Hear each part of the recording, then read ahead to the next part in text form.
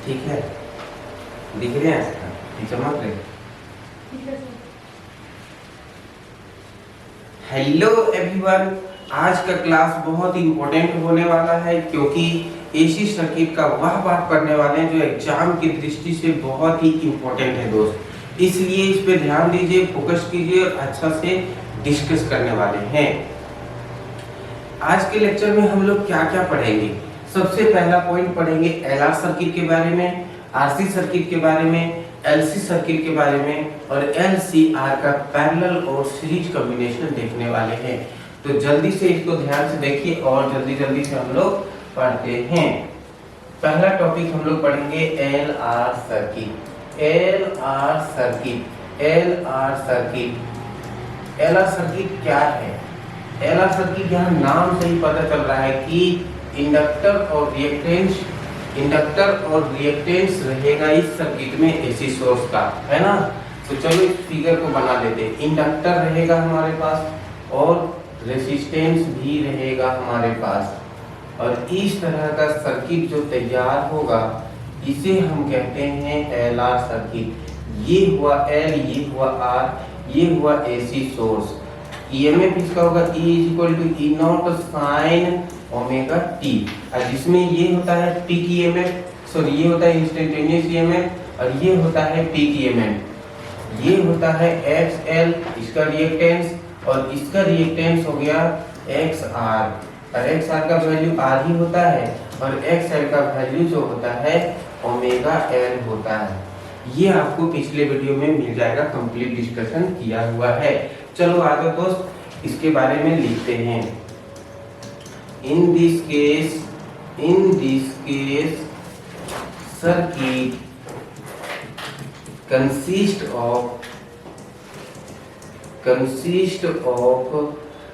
inductor and resistance, inductor and resistance in series। किसमें है? Series में है। अब देखो इसको अगर हम फेजर डायग्राम में देखेंगे तो कैसा होगा। फेजर डायग्राम में कुछ ऐसा होगा, ये रहेगा IRMS तो हमेशा इधर ही रहता है भैया। ये हो गया, इधर हमारा R फंक्शन रहता है XR और VR, इधर रहता है L फंक्शन VL और XL, इधर रहता है C फंक्शन VC और XC। ये सब वेक्टर के रूप में आपको देखना है। ये हो गया आपका फेजर डायग्राम। हम डिस्कस कर रहे हैं L और R क्योंकि LR सर्किट के बीच में हमको लेना है इसका EMF जो फॉर्मेशन होगा वो जो होगा L और R के बीच होगा, क्योंकि LR सर्किट हम लोग देख रहे हैं।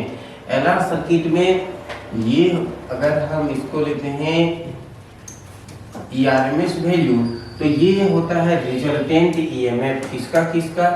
ये जो है रिजल्टेंट है, रिजल्टेंट EMF ऑफ किसका R और XL, X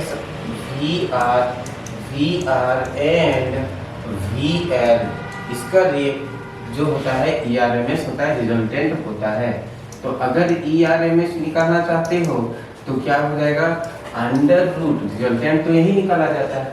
अब देखो VR का स्क्वायर प्लस VC का स्क्वायर, ये हो गया ERMS। और अगर रेसिस्टेंसों को ऐड करते हैं, अगर हम रेसिस्टेंस को ऐड करते हैं, किसका रेसिस्टेंस? XR का और XL का, तो इसे हम कहते हैं इम्पीडेंस।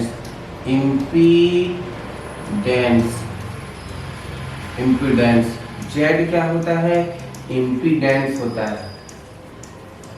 Z इम्पीडेंस होता है और Z इक्वल टू होता है अंडर रूट XR का स्क्वायर प्लस XL का स्क्वायर। अब हम यहाँ लिख चुके हैं XL का वैल्यू और XR का वैल्यू, तो क्या हो जाएगा? XR का वैल्यू R का स्क्वायर प्लस XL का हो गया ओमेगा स्क्वायर और L स्क्वायर। ये इम्पीडेंस हुआ एलआर सर्किट के लिए। ध्यान में याद रखिएगा, एग्जाम में इम्पोर्टेंट से पूछा जाता है, बहुत इम्पोर्टेंट है। अब इसका कुछ पावर फैक्टर को हम देखते हैं, इसी एलआर सर्किट का हम कुछ पावर फैक्टर को देखते हैं कि इसका पावर फैक्टर कैसा होगा। इसका हम लोग देखने वाले हैं पावर फैक्टर। तो पावर कैसा होगा भैया, पावर लॉस कितना होगा, तो पावर का फॉर्मूला होता है I naught E naught cos phi by 2। अब देखो यहाँ फाई हम कंसीडर करते हैं, देख पाएंगे तो ये फाई यहाँ बन रहा है, यहाँ बन रहा है फाई, तो ये होता है फेज डिफरेंस। फेज डिफरेंस देखो 0 डिग्री से एबव और 90 से छोटा होने वाला है, मतलब लेस देन 90 बनने वाला है। अब आप जानते हैं ना कि cos 0 का वैल्यू कितना होगा, cos 0 का वैल्यू होगा भैया 1, और cos 90 का वैल्यू कितना होगा, तो cos 90 का 0, तो 1 से 0 हो गया मतलब घट गया। तो जैसे जैसे यहाँ से वैल्यू को हम बढ़ाएंगे 90 तक जाएंगे, जैसे जैसे हम 90 तक जाएंगे cos फाई का वैल्यू घटेगा, मतलब फाई का वैल्यू अगर हम बढ़ाएंगे तो पावर जो होगा, पावर लॉस होगा, पावर एवरेज का जो लॉस होगा वो धीरे धीरे धीरे धीरे कम होते जाएगा। फ्लक्स फेज डिफरेंस को बढ़ाएंगे, फेज डिफरेंस को बढ़ाएंगे, एवरेज पावर लॉस होने लगेगा। अगर इस फेज को निकालना चाहते तो कैसे होगा, लंब इसको मान लेते हैं, इसको मान लेते हैं आधार, तो tan theta tan flux is equal to लंब है मेरा कितना XL और कितना है आपका XR, XL बाय XR। और अगर निकालना चाहते हो तो tan फाई इक्वल टू क्या होगा VL और VR। ऐसे जाके आप हर एक पार्ट को देख सकते हैं। ये है आपका LR सर्किट का डिस्कशन, ये इम्पोर्टेंट है, इसको आप जरूर याद रखिएगा। इम्पीडेंस होता है किसका, LR सर्किट के लिए। अब हम डिस्कस करने वाले हैं RC सर्किट। दूसरा हम पढ़ने वाले हैं RC सर्किट। RC सर्किट दूसरा हम लोग पढ़ने वाले हैं RC सर्किट। नाम से ही पता चल जा रहा है कि RC सर्किट में क्या होगा। R मतलब होता है क्या, R मतलब होता है रिएक्टेंस, और C मतलब क्या होता है, C मतलब कैपेसिटर। चलो देखते हैं। इस प्रकार की सर्किट में हमारा कैपेसिटर भी रहेगा और रेसिस्टेंस भी रहेगा। इस प्रकार के सर्किट में क्या क्या कंसिस्ट रहेगा, एसी सोर्स का सर्किट है, इसलिए इसमें क्या क्या रहेगा, पहला तो रहेगा आपका C, दूसरा रहेगा R। अब अगर इसके रिएक्टेंस को देखेंगे तो XC, इसके रिएक्टेंस को देखेंगे तो RXR हो जाएगा।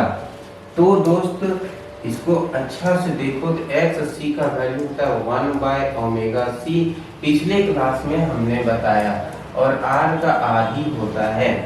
इसका फेजर डायग्राम देखोगे, थोड़ा सा हम इसको डिस्कस करते हैं। ये रहेगा आपका AC source, E equal to E naught sine omega t।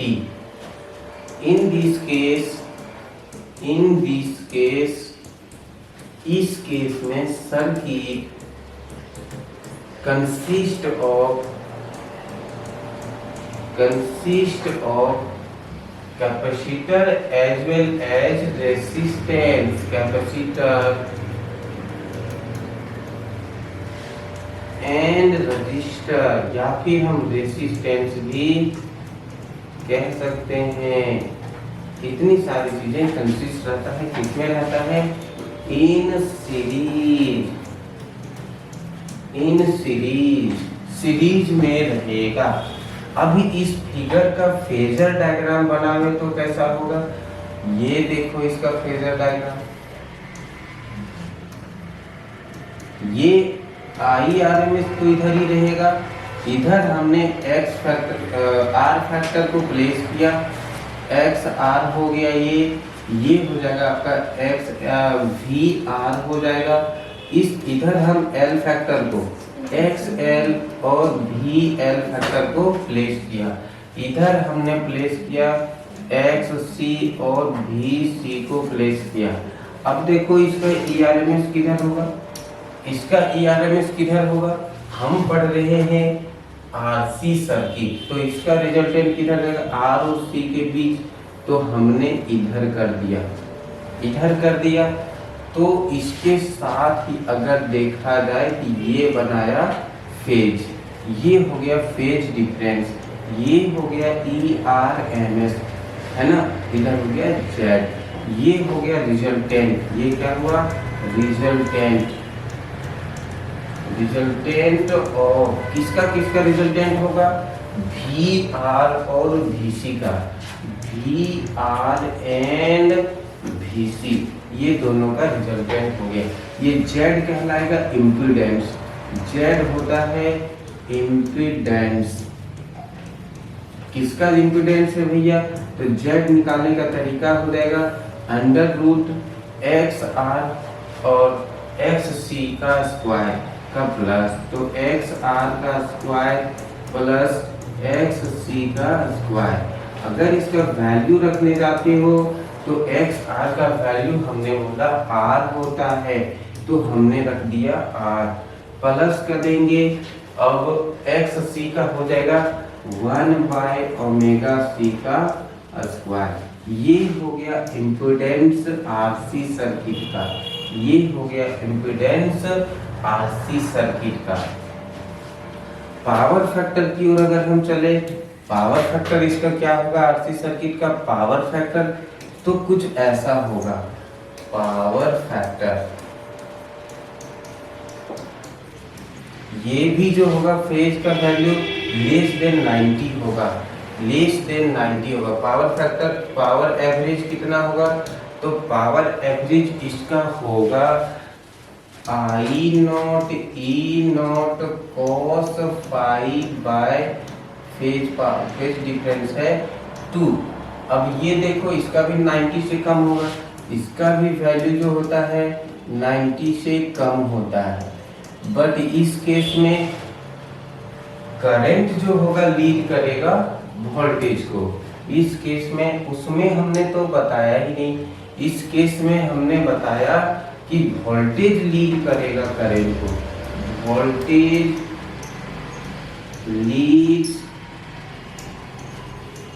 leads the current, voltage leads the current, voltage leads the current with phi less than 90, मतलब ये पूरा 90 में जाएगा नहीं, 90 से कम होगा। इसी तरह से यहाँ भी देखेंगे तो कौन किसको लीड करेगा, तो इस पर करंट लीड करने वाला है, करंट लीड्स द वोल्टेज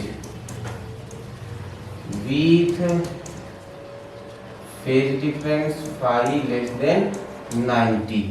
अगर आप देखोगे इसका ग्राफ के बारे में तो कुछ ऐसा होगा, देखो अगर करंट यहाँ से चला, ऐसे करंट है, तो वोल्टेज बोलेगा मेरा कि मैं आपको यहाँ से लीड करने वाला हूँ, क्योंकि वोल्टेज लीड करेगा, इस बार वोल्टेज लीड करने वाला है, वोल्टेज लीड करने वाला है। बट इसमें देखोगे तो इसमें कौन लीड करेगा, अगर हमारा करंट गया, अगर हमारा वोल्टेज इसमें ऐसा गया, वोल्टेज ऐसा गया, तो करंट बोलेगा मैं आपको 90 से लीड करने वाला हूँ, ऐसा होगा, आई होगा, ऐसा कुछ फंक्शन होने वाला है। अब देखो भाई पावर एवरेज इसका क्या होगा, अगर हम यहाँ पावर फैक्टर रख देते हैं 0 तो ये हो जाता है मैक्सिमम। अब अगर 90 रखते हो यहाँ पे तो 0 कर देगा, पूरे टर्म को क्या कर देगा 0, तो मतलब फाई का वैल्यू जैसे जैसे बढ़ाओगे वैसे वैसे cos फाई का वैल्यू क्या हो जाएगा, घटेगा। मतलब पावर एवरेज क्या होगा, पावर एवरेज जो होगा, एवरेज पावर कितना होगा भैया, तो 0 तो नहीं होगा लेकिन धीरे धीरे घटते आएगा, 0 तो नहीं होगा लेकिन धीरे धीरे घटते आएगा, है ना, उसमें भी क्या था, धीरे धीरे बढ़ते जा रहा था। उसमें भी पावर फैक्टर जो होगा जीरो नहीं होगा, पी एवरेज नन जीरो होगा। ये पी एवरेज जो होगा वो क्या होगा, नन जीरो होगा, नन जीरो होगा। ऐसा था कुछ ऐसा हमने पढ़ाया आरसी सर्किट में। ये इम्पोर्टेंट है, इसे आप जरूर रिमेम्बर कर लेंगे। ये इम्पोर्टेंस है आरसी सर्किट के लिए, ऑब्जेक्टिव क्वेश्चंस के लिए इम्पोर्टेंट है। इसके बाद हम लोग डिस्कस करने वाले हैं एल सी सर्किट के बारे में, एल सी सर्किट के बारे में। तो चलते हैं, तीसरा सर्किट का नाम है, ध्यान दीजिए इधर, L C circuit, L C circuit, L C circuit, L C circuit. L C circuit में क्या होगा, एल सी सर्किट में क्या होगा, सर्किट कैसा रहेगा, एल और सी को कंसिस्ट करेगा। किसको किसको कंसिस्ट करने वाला है, एल और सी को कंसिस्ट करने वाला है। तो देखो इसमें हम ले लेते हैं एक इंडक्टर को और एक ले लेते हैं कैपेसिटर को। तो इस तरह से जो सर्किट बनेगा, इस सर्किट को हम लोग कहते हैं एल सी सर्किट। और फिर एल सी सर्किट में ये है आपका L, ये है आपका C। तो ये हो गया XL, ये हो गया XC, ये इसका रिएक्टेंस हुआ। और XL का जानते हैं ओमेगा L होता है, XC का जानते हैं 1/ओमेगा C होता है ना। इसमें सर्किट में क्या क्या रहेगा, इस सर्किट में क्या क्या रहेगा, इन दिस केस सर्किट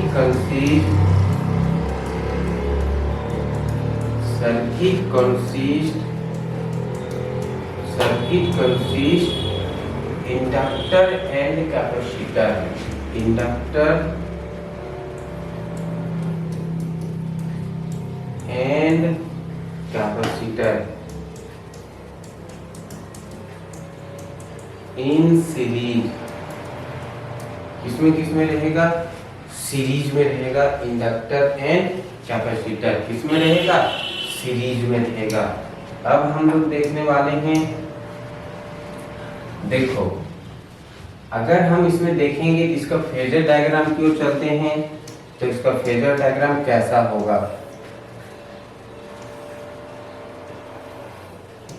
कुछ ऐसा होने वाला है। इधर तो हमेशा IRMS रहेगा, ठीक है। ये x फंक्शन, इधर r फंक्शन रहता है x r और VR। इधर रहता है L फंक्शन x L और VL। इधर हो जाएगा आपका XC फंक्शन और VC फंक्शन। यही चीज हम लोग देखेंगे। अब आप देखो, तब जो था R और L में देखे थे तो इधर आ गया था मेरा रिजल्टेंट EMF, R और C में देखे थे तो इधर गया था। अब यही दोनों में देखोगे तो रिजल्टेंट तो यही दोनों की गिना जा सकता है। तो इसका 3 केस हो जाएगा। इसका कितना केस होने वाला है, इसका 3 केस होने वाला है। कितना केस होगा इसका, 3 केस होगा। क्यों होगा, देखो पहला हम लोग पढ़ने वाले हैं, अगर इधर का फैक्टर ज्यादा, अगर इधर का फैक्टर ज्यादा, इधर का अमाउंट ज्यादा, तो ये बड़ा ये छोटा। अगर ये बड़ा ज्यादा तो इधर वाला ज्यादा बड़ा, तो इस केस में हम देखेंगे। और हो सकता है कि ये दोनों बड़ा नहीं, दोनों बराबर रहे, इसलिए 3 केस बनेगा। Condition number 1, condition number 1, condition number 1 में क्या होगा, रिजल्टेंट जो जाएगा, जैसे मान लेते हैं ये रिजल्टेंट इधर खींच लिया, तो इस केस में क्या बोलेंगे कि if XL greater than XC, या इसी को लिख सकते हैं VL, और हम लोग इसको क्या लिख सकते हैं कि VL ग्रेटर देन VC। तब क्या होगा, तब ERMS किधर चला जाएगा, तो ERMS चला जाएगा आपका, ये हो गया ERMS और ये हो गया Z। वही चीज हुआ, अभी हम लोग कुछ देर पहले पढ़े थे भाई, जब आर और एल आर सर्किट में देखे थे, ये दोनों के बीच में बना था आपका, ये दोनों के बीच में बना था रिजल्टेंट ईएमएफ। अगर हम आरसी सर्किट देखेंगे तो ये दोनों के बीच में बना था, लेकिन अगर एल में देखेंगे तो ई आर एम एस तो ऊपर चला जाएगा, और अगर सी में देखेंगे ये बड़ा होगा तो इधर चला जाएगा ई आर एम एस। तो हम देख रहे हैं एल में, इसमें देख रहे हैं एल में, तो एल में देख रहे हैं ना भैया, तो इधर ज्यादा होगा। इसका मतलब हुआ कि इस बार वेक्टर जो है रिजल्टेंट निकलेगा बड़ा में से छोटा को घटा देंगे, तो क्या हो जाएगा इम्पीडेंस इसका, एक्स एल में से घटा देंगे एक्स सी को। अक्सर ये एग्जाम में पूछता है, इसलिए इस बात को फोकस पॉइंट में रख के इसको रिमेम्बर कर लेना। अब हम जानते हैं, क्या जानते हैं कि X L is equal to omega L minus X C का वैल्यू 1/ओमेगा सी। ये रहा इम्पीडेंस। किसका इम्पीडेंस है ये इम्पीडेंस जो है एलसी सर्किट का है। कौन से कंडीशन में, अगर मेरा एक्स एल ज्यादा है एक्स सी से, तो फिर ये कंडीशन यूज करेंगे। अब सोचो ये सर्किट कैसा बिहेव करेगा, इंडक्टर जैसा। तो इस तरह से हम कहेंगे circuit behave as purely inductive circuit, condition number 1 है ना। In this case circuit behave as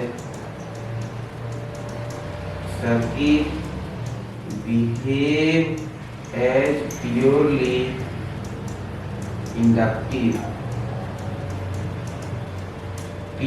inductive circuit जैसा बिहेव करेगा। कंडीशन नंबर 2 देखते हैं। Condition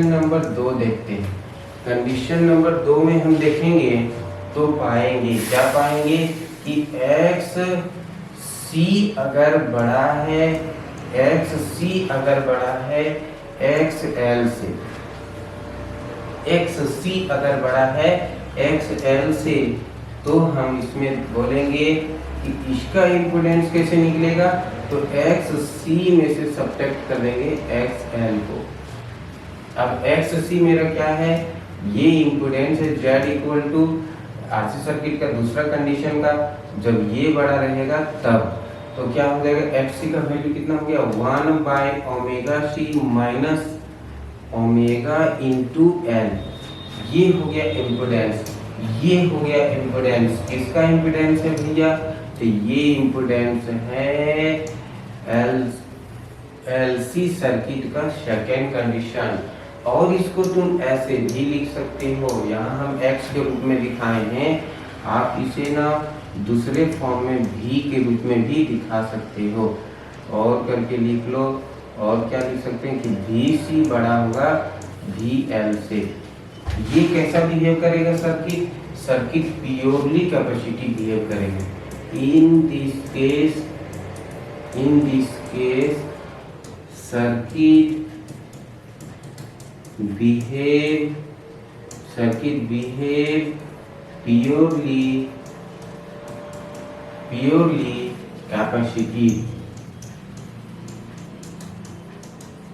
circuit behave as purely capacitive. अब देखो केस नंबर 3 की ओर चलते हैं। कंडीशन नंबर 3 में क्या होगा, इस बार सर्किट जो होगा रेजोनेंस कंडीशन के नाम से जाना जाएगा। मान लेते हैं कि X L must be equal to X C. X L अगर एक्स सी से इक्वल रहता है तो क्या होगा, तो होगा आपका रेजोनेंस जो होगा जेड जेड इक्वल टू क्या होगा, दोनों सब्ट्रैक्ट कर देंगे तो जेड नहीं होगा, जेड होगा ही नहीं, ईएमएफ भी नहीं होगा। इसका मतलब E R M S resultant vector 0 हो जाएगा, नल वेक्टर हो जाएगा, 0 होगा, और जेड इक्वल टू 0 होगा। बट आई नॉट का वैल्यू नन जीरो होगा। नन जीरो होगा। हाँ, एक बात और हमने तो कुछ इसमें देखा ही नहीं। इसका पावर लॉस जो होगा ना, पावर लॉस हमेशा जीरो होगा, क्योंकि रेसिस्टेंस कंटेनिंग पार्ट है ही नहीं। पावर का जीरो हो जाएगा, पावर पक्का पक्की 90 पे जाएगा। फॉर एग्जांपल IRMS के साथ 90, यहाँ भी IRMS के साथ 90, और 90 अगर cos फाई का वैल्यू रख देंगे तो पावर लॉस जीरो होगा। LC सर्किट का पावर एवरेज जो होगा वो जीरो होगा, चाहे कोई भी कंडीशन क्यों ना हो, पावर एवरेज हमेशा जीरो होगा। बट देखना IRMS पीक करंट जो होता है ये नन जीरो होता है, ये मुख्य बात है। पीक करंट नन जीरो होगा और ERMS वैल्यू जीरो होता है और इम्पीडेंस जीरो होता है। This circuit will known as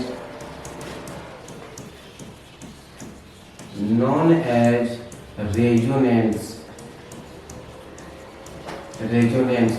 अब हम आप लोगों को पढ़ाने वाले हैं LCR सर्किट का पैरेलल कॉम्बिनेशन और सीरीज कॉम्बिनेशन।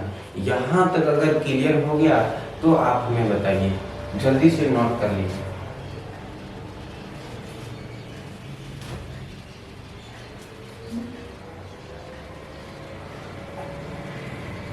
नोट करो, तुम लोग समझ रहे, चुप रहा था लड़का है, जल्दी नोट करो, जल्दी से।